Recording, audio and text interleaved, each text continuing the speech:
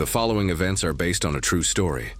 Names and details have been altered to protect the identities of those involved, but the horror remains untouched.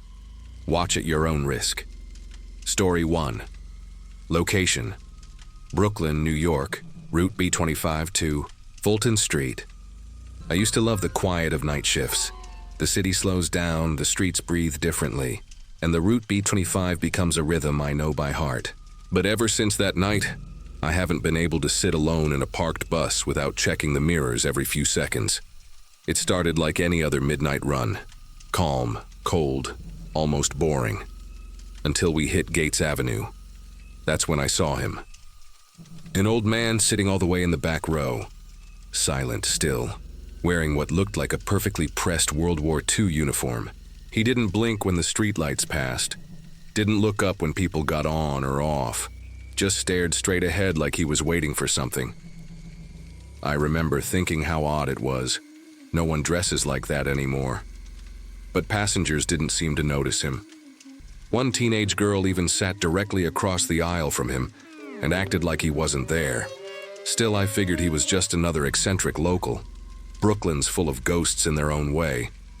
But I kept glancing at him in the rearview mirror. And every time he was already looking back. The weird thing is, I never saw him get on. I always scan the sidewalk at each stop. It's a habit by now. But I don't remember him stepping through the door. No footsteps, no beep from the fare box, no rustle of a coat. Just one moment the bus was empty in the back, and the next he was there. I even joked to myself, guess I'm getting old, and shrugged it off. But as we neared the end of the line at Fulton Street, I noticed something else. The man hadn't moved an inch the entire ride. No shifting, no nodding off, no checking. A phone. Just that stare fixed forward like his eyes were stuck open. When we reached the last stop, the remaining passengers filed out in that half-asleep, earbuds in kind of daze. I stood up, ready to do my usual end-of-run sweep.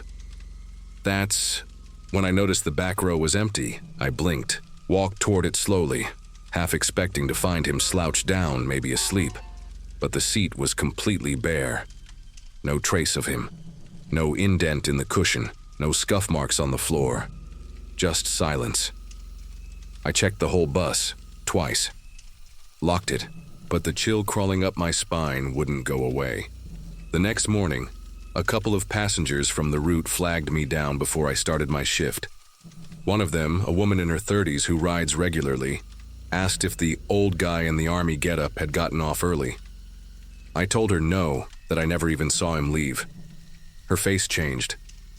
He was standing near the front when we pulled up, she said. Didn't say a word, just stared out the door and walked off. Another rider chimed in, an older man I'd seen for years. I saw him too.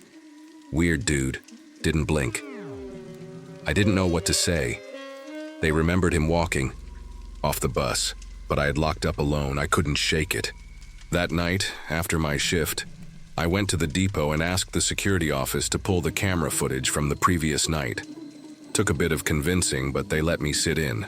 The grainy interior feed rolled through, people getting on, laughing, sleeping, scrolling on their phones.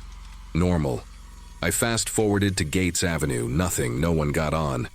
But when the camera panned past the side windows, something flashed, just for a frame or two.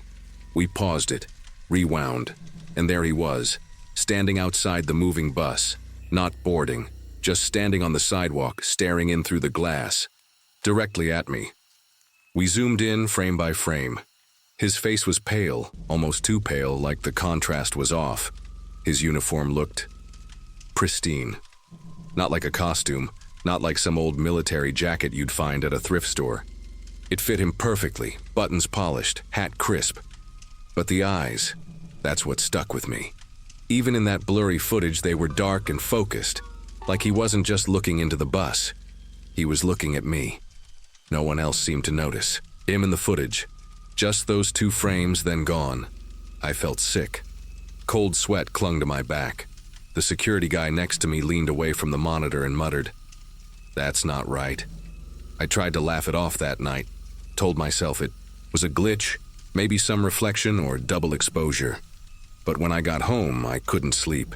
Every time I closed my eyes, I saw that face. Not just the face, his posture, rigid, like he was standing at attention, but waiting for something. At around 3 a.m., I got out of bed and checked the window. No reason why, just a sudden impulse. The street outside was empty except for a parked car and a flickering street lamp. But I swear to God, I felt it. That sensation you get when someone's behind you, watching, only there was no one there. The next few nights I avoided Route B25, swapped shifts, took earlier runs. I didn't tell anyone why, I just couldn't bring myself to drive that route again. But on Friday we were short-staffed. Dispatcher told me I had no choice. Midnight run, B25. I felt my stomach drop, but I nodded, told myself it was all in my head. Just one more route, one quiet night.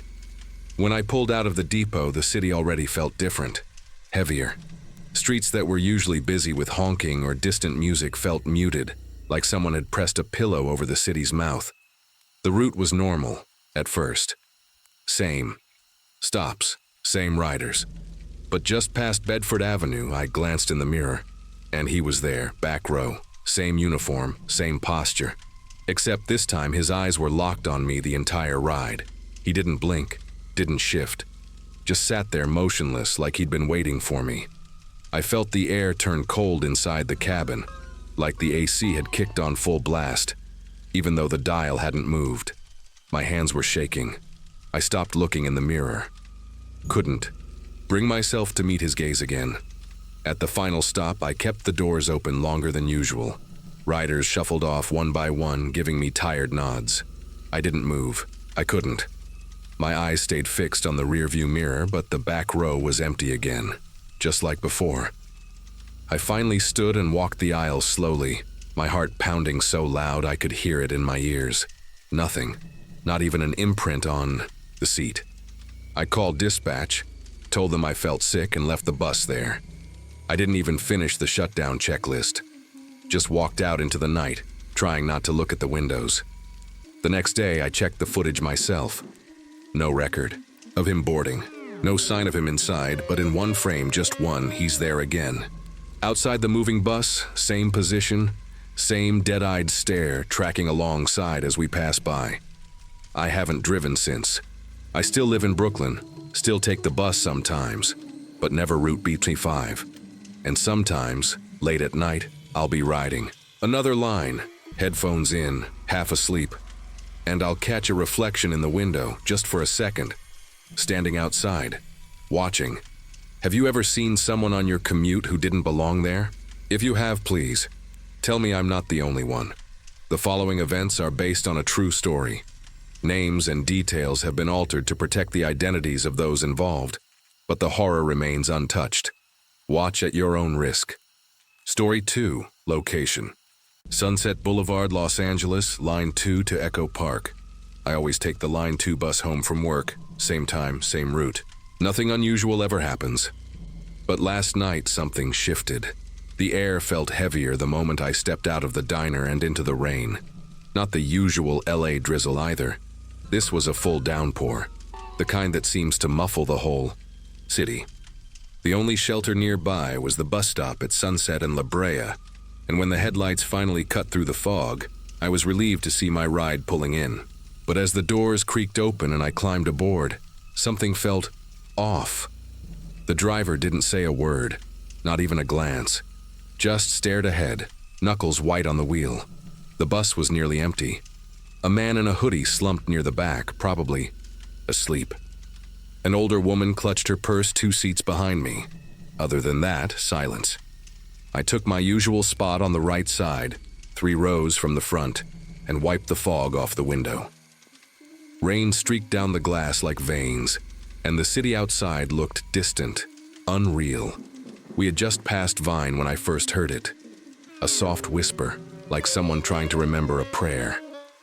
I turned my head, and there she was, a teenage girl, maybe 15, sitting 3 rows ahead on the opposite side. Her hair hung in soaked tangles, clothes clinging to her like she'd just crawled out of a river. but I swear she hadn't been there a second ago. I stared at her for a moment, waiting for her to notice me. But she didn't. Her lips kept moving, slow and deliberate, as if she were whispering to someone sitting beside her, only no one was there. The weirdest part, her voice was so faint I couldn't catch a single word, even though the bus was nearly silent. She didn't look up, didn't glance around, just kept murmuring, soaked to the bone. I leaned forward slightly, trying to get a better look, and that's when I noticed something even stranger. Her seat was completely dry. No puddle, no wet streaks, nothing. At the next stop, the bus jerked slightly and the girl didn't even flinch. I walked up to the driver, still gripping the metal pole as the vehicle idled. "Hey," I said, trying to sound casual. "That girl, when did she get on?" He blinked, eyes still locked on the road. "What girl?" I gestured back toward her seat. 3 rows ahead on the left. Soaking wet? Whispering to herself? He glanced in the mirror, then turned to me with a strange frown. "I've only got 3 passengers. You, the guy in the back, and the old lady. That's it." My stomach tightened. I didn't know what to say, so I just sat back down. When I looked up again, the girl was facing forward, but her whispering had stopped. We crossed into Echo Park. Outside, the rain came down harder, blurring the streetlights into halos. I kept glancing at the girl, trying not to stare, but something about her posture was bothering me now. She was sitting too still. Her hands were folded in her lap, motionless. Even her wet hair didn't sway with the bus's movement. Then I noticed her clothes. What had looked like a damp hoodie and jeans before now seemed wrong. The fabric looked faded, frayed, almost decomposed. I rubbed my eyes, thinking maybe I was just tired. But when I looked again, her skin seemed duller, not pale, grayish. The old woman behind me let out a sharp gasp. I turned around, startled, and saw her clutching her purse tighter, eyes wide in horror. "She's changing," she whispered. I wasn't sure if she was talking to me or herself, but I followed her gaze and my blood ran cold. The girl's face, it had aged. Subtly, but unmistakably. Her cheeks had sunk in a bit, her jawline sharper, more defined. And it wasn't just her face. Her fingers now looked longer, thinner, like they'd lost their softness. The man in the back finally stirred and sat upright. One look at her, and he muttered something under his breath before grabbing the cord for the next stop. But the bus didn't stop. The driver kept going, staring straight ahead like he didn't hear the bell. The man in the back stood up anyway, stumbling toward the door. "Hey, let me off," he shouted. No response. The girl shifted slightly in her seat now, her head tilting toward the sound, but she still didn't look at anyone. Her hair, once dark and dripping, had begun to thin. I could see her scalp in patches. Her skin sagged at her neck. Whatever was happening to her, it was speeding up. The old woman behind me started praying under her breath, rapid and desperate. I didn't realize I'd been holding my breath until my chest started to ache. Then the girl turned, slowly. Her eyes scanned the bus, but it was like she wasn't seeing us, like she was looking through us. Her face had deep lines now, sunken eyes that didn't match her teenage frame. Her lips moved again, whispering that same indecipherable phrase over and over. But now her voice was louder, raspy, almost brittle. The man at the door began pounding on the glass. Open it now!" The driver still didn't react. It was like we were trapped in some sealed capsule, moving deeper into a place we weren't meant to go. I wanted to scream, but I couldn't. I just kept watching her, and she kept getting older. By the time we reached Alvarado, she looked like someone's grandmother, gaunt, frail, and impossibly out of place. Her clothes had rotted down to thin, tattered fabric barely clinging to her frame, yet her skin remained dry, almost papery. Every time the bus hit a bump, her body twitched like a marionette with loose strings. She turned her head toward the window, and I caught a glimpse of her profile in the reflection. Her mouth was still moving. Only now I could finally hear what she was saying. One word, over and over. Home. Just that. Whispered like a broken record. Home, home, home. The bus lurched to a stop. None of us had pulled the cord. No one had spoken. Yet the doors hissed open with a mechanical sigh. The girl, no, the woman, stood up with difficulty, her joints cracking audibly as she moved. She clutched the pole for balance, her fingers, now crooked and bony. No one dared to speak. We all just watched, frozen as she shuffled down the aisle. Her eyes met mine for the briefest moment, clouded, yellowed, empty, and my throat closed up. She stepped off the bus and into the rain, but her clothes didn't darken. Her hair didn't move. The water didn't touch her. She disappeared into a narrow alley between two shuttered buildings, never looking back. The rain kept falling, but the space she had just walked through seemed untouched, like the water avoided it. We all sat in silence, stunned. The man in the hoodie finally whispered, "What the hell was that?" The old woman was crying now, her hands shaking in her lap. I was about to speak when I noticed something near the front of the bus, just inside. The open door, a pair of shoes, small, bright pink with tiny bows. Children's shoes, perfectly clean, perfectly dry. The driver finally turned toward us, eyes wide, sweat pouring down his face. "Nobody say a word," he muttered. "Nobody saw anything." Then he slammed the door shut and pulled away from the curb like we were fleeing a crime scene. I clutched my bag and stared out into the darkness, trying to make sense of what just happened. But I couldn't. None of us could. And now, every time I ride that bus, I check every seat, every reflection, every sound, because part of me is, sure, she's still out there, aging, watching, waiting for someone else to bring her home. The following events are based on a true story. Names and details have been altered to protect the identities of those involved, but the horror remains untouched. Watch at your own risk. Story 3. Location: Lower Wacker Drive, Chicago. Night Owl Route N62. I don't usually take the N62 all the way through Lower Wacker, but that night, I missed the last Blue Line train and didn't feel like waiting for sunrise in a CTA station that smells like piss and regret. So I caught the overnight bus, half asleep, earbuds in, thinking I'd coast through the weird part of downtown unnoticed. I should have walked. There was this man already on the bus when I boarded. Or, I think there was. He was hunched near the front, mumbling to himself, cradling a bundle of something wrapped in a garbage bag. At first I figured he was just another regular from the shelters, whackers full of them after dark. But then he said something that made me pull my headphones out. The fare must be paid to cross over. His voice was low, cracked like dry leaves, but that sentence cut through the engine noise like a blade. I watched him shuffle to the back of the bus, not just toward the last row, all the way to the corner seat like he was trying to tuck himself. Out of sight. No one else seemed to care. 2 other passengers were half asleep, heads against the windows. The driver didn't even glance at the guy through the rearview mirror. I wanted to ignore it too, but something about him made the air feel heavy, like the kind of weight you feel in your chest right before a panic attack. About 10 minutes in, as we passed under one of the darker sections of Lower Wacker, the fluorescent lights overhead flickered. Just once, but enough to get my attention. Then came the cold.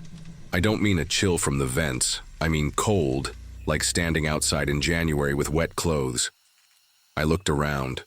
No one else reacted. Not the man near the front, not the woman, scrolling through her phone. But something had changed. I glanced toward the back seat again. The seat was empty. The man, he was gone. I sat up straighter, looking around like maybe he'd just moved rows or crouched down, but no. There was no sign of him. No bundled bag, no trace he'd ever been there. I even stood up briefly and leaned over the seat backs, feeling like some kind of lunatic. But when I turned toward the windows, I saw him. He was outside, walking alongside the bus, perfectly in step with it even though we were still moving. His coat flapped behind him and his head was tilted toward us like he was listening for something.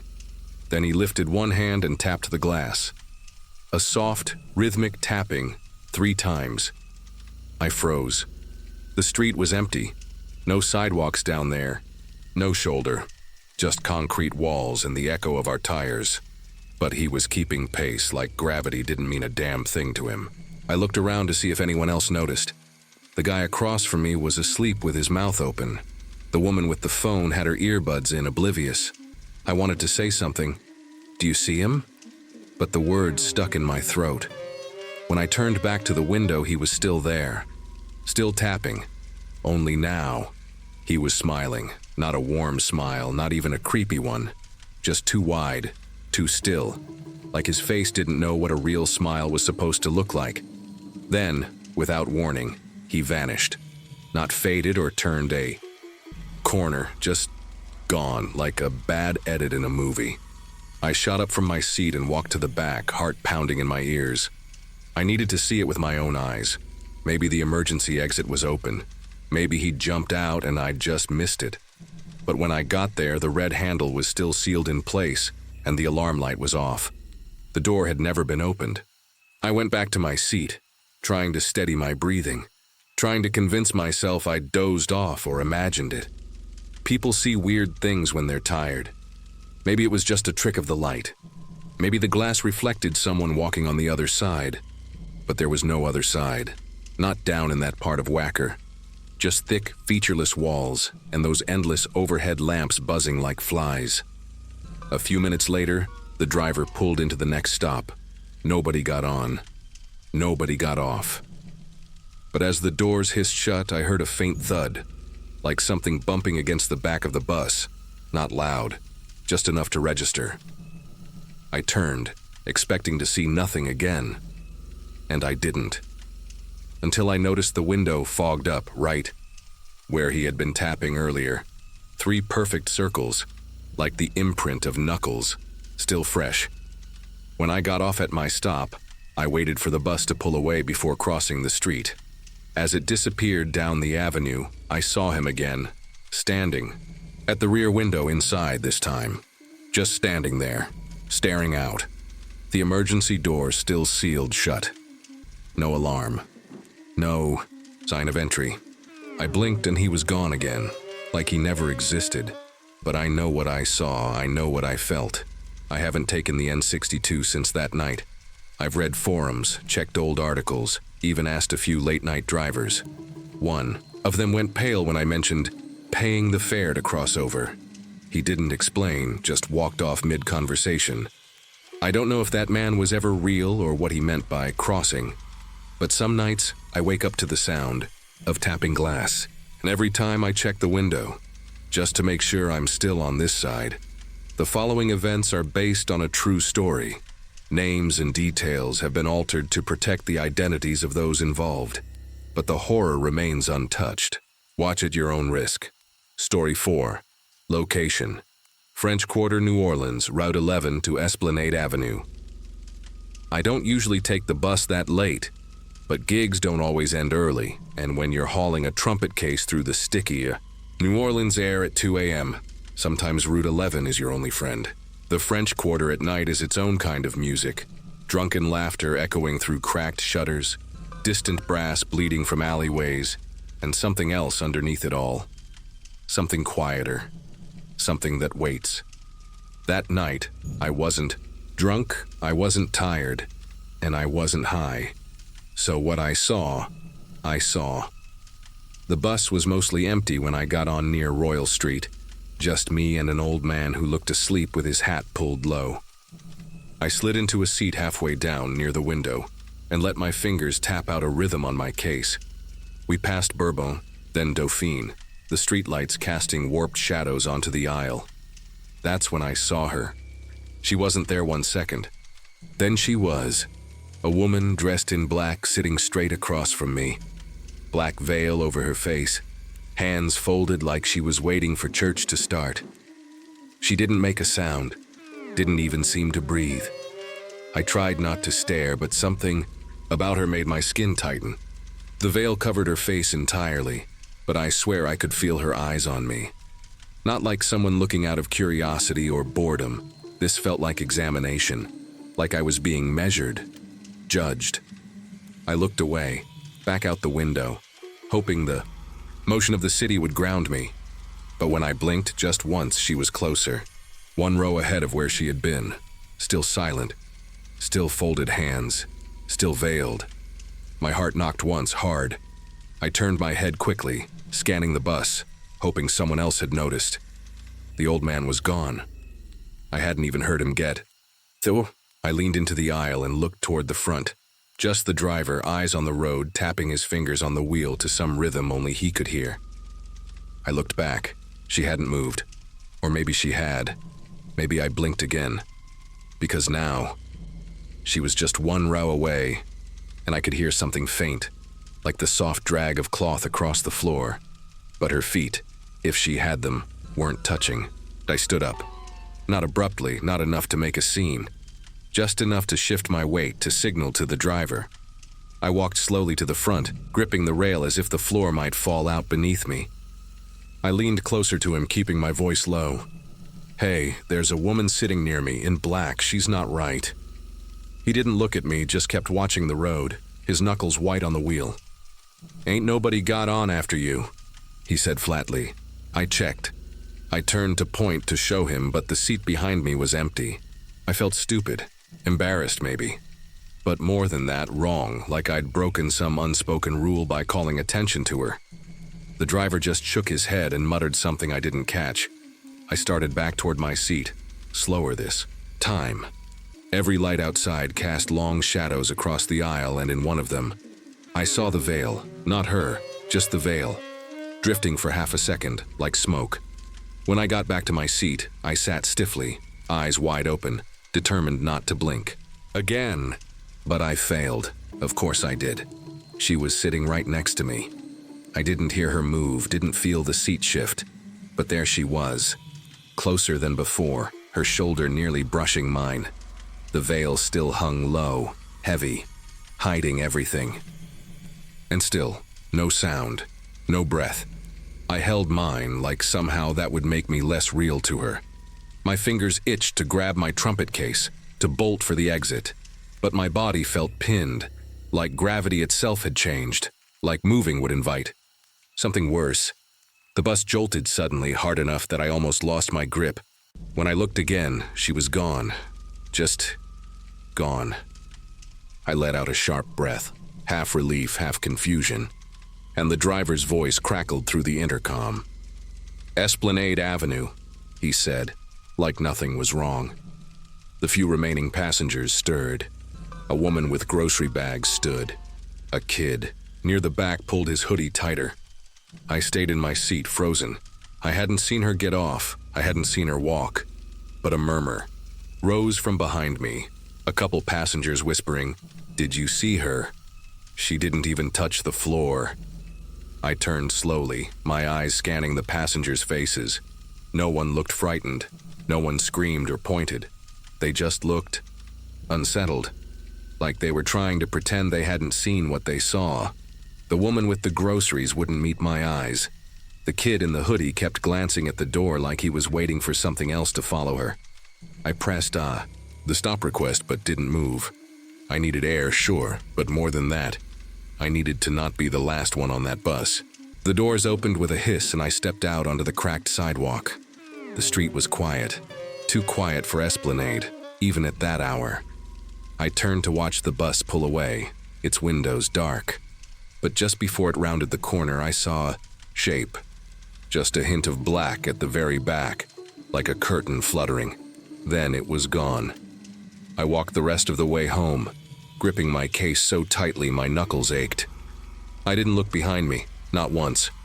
The next morning I almost convinced myself it was exhaustion, a hallucination maybe.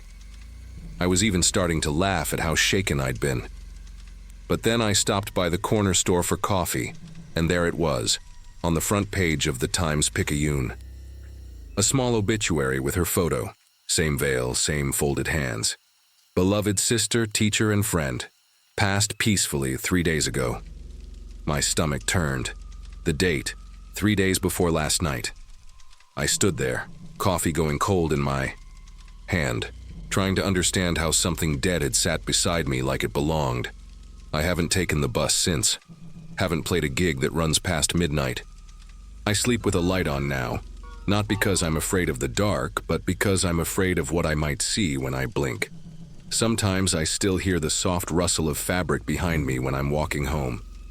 Once I turned too fast and saw nothing, except the faint smell of dried roses lingering in the air. If anyone else has seen her, I need to know. Please, tell me I'm not the only one. The following events are based on a true story. Names and details have been altered to protect the identities of those involved, but the horror remains untouched. Watch at your own risk. Story 5.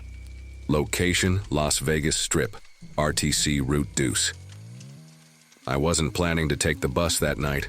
I'd walked nearly 10 miles up and down the strip and my feet were killing me. It was one of those dry, buzzing Las Vegas nights where even the wind feels like it's watching you. When the Deuce finally pulled up, headlights flickering like it hadn't been serviced in years, I climbed aboard and headed straight to the top level. I figured I'd get a better view of the neon chaos from up there, but as I reached the landing, my eyes caught something strange. There was a boy, maybe 8 or 9, sitting motionless near the stairwell. He was facing straight ahead, hands on his lap, just staring. Not at anyone, just through everything. At first, I thought he was with someone. Vegas is a weird place to take a kid at night, but who knows, maybe a late tourist family. Still, something about him was off. His clothes were clean but old-fashioned, like thrift store pieces that hadn't seen daylight in decades. And he didn't move, not once. No fidgeting, no glancing around, not even a blink. I sat a few rows behind him and tried not to overthink it, chalking it up to bad parenting or a tired kid. But I wasn't the only one who noticed. A couple sitting across from me kept whispering and pointing in his direction, their faces tightening with discomfort. The man even stood up at one point and leaned over the railing to peek downstairs, maybe trying to find the boy's parents. He sat back down with a nervous chuckle, like he couldn't quite explain what was bugging him. The ride dragged on, slow and jerky as the bus crawled up Las Vegas Boulevard. People got on and off at nearly every stop. Drunk couples, street performers, a group of college kids laughing too loud. But the boy never shifted, not even to glance at the commotion around him. At one point, a woman sat right next to him, and instantly stood back up like she'd touched something cold. She didn't say anything, just muttered to her boyfriend and found a seat downstairs. I watched all of this, trying not to get too wrapped up in it, but the air around that kid. It was heavy, not scary exactly, just wrong. Like the kind of wrong your instincts pick up before your brain can make sense of it. About halfway to Fremont, I decided to snap a quick photo of the bus interior. I take a lot of photos when I travel, little slices of weirdness, things I can post later and say, only in Vegas. I turned the camera around for a selfie, mostly to capture the glowing casino lights behind me through the window. I didn't think twice. I smiled, snapped the shot, then checked it like I always do. My stomach dropped. Behind me, just over my right shoulder, was the boy, still sitting but now smiling. It wasn't a normal smile. It was wide, stretched. His eyes were still staring forward, unblinking. But that grin, it was aimed directly at me. I turned around immediately. The boy hadn't moved, still frozen in that same posture, eyes fixed straight ahead. He wasn't smiling anymore, at least not that I could see. But the image on my phone didn't lie. I kept looking back and forth between him and the photo, like maybe there was some glitch or reflection. There wasn't. I even tried taking another selfie, slower this time, adjusting the angle. He didn't appear in the new picture at all, just empty seats behind me. My skin started to crawl, and I suddenly became very aware of how quiet the upper level had gotten. As the bus pulled into another stop near a souvenir megastore, the bell dinged, and a handful of people shuffled off. That's when the boy stood. No warning, no sound. He just rose to his feet in a single mechanical motion and started walking toward the stairs. He didn't look around, didn't acknowledge anyone, just walked right past me. I didn't even realize I was holding my breath until he passed. The weirdest part? As he moved by the side window, I caught a glimpse of him in the glass. Or rather, I didn't. There was nothing there. Everyone else reflected clearly in the window, except him. The space where his body should have been was just empty. I watched him descend the stairs, the back of his head perfectly still as if his neck didn't quite work right. When the bus came to a full stop, I peered over the railing just in time to see him step off onto the sidewalk. But no one on the lower level seemed to react to him. No glances, no shifting to let him through. It was like he didn't exist to them. I ran down the stairs right after, curiosity and dread boiling together in my chest. But when I stepped off the bus, he was gone. No trace, no sign of a child anywhere. Just the usual Fremont chaos. Buskers in Elvis costumes, blinking neon, and drunk tourists stumbling past with plastic daiquiri cups. Still trying to shake the unease, I approached the bus driver before he closed the doors. He looked up at me, bored and tired. I asked him if he remembered a kid getting off just now, a little boy, maybe 8, short brown hair wearing old clothes. The driver blinked like he hadn't heard me right. "There haven't been any kids on this route all night," he said flatly. "Not since my shift started." I laughed a little, trying to act casual. He was sitting upstairs near the stairs. Everyone saw him. The driver shook his head. "We've got cameras. Nobody matching that description got on. You sure you didn't imagine it?" He closed the door before I could respond, like he'd already decided I was just another Vegas nut job. I couldn't let it go. I stood there on the sidewalk, replaying the ride in my head, the photo, the way the boy moved or didn't move. I checked the image again, zooming in on his face. That smile was still there, frozen and unnatural. Behind it, the rest of the bus looked normal, except for one thing I hadn't noticed before: the reflection in the window behind us. I could see the outline of my head, the lights outside. But where his head should have been, there was nothing. Just a strange smudge, like the glass had rejected his image. It didn't make any sense. I know what I saw. Other people saw him too. But something wasn't right. Later that night, in my hotel room, I couldn't sleep.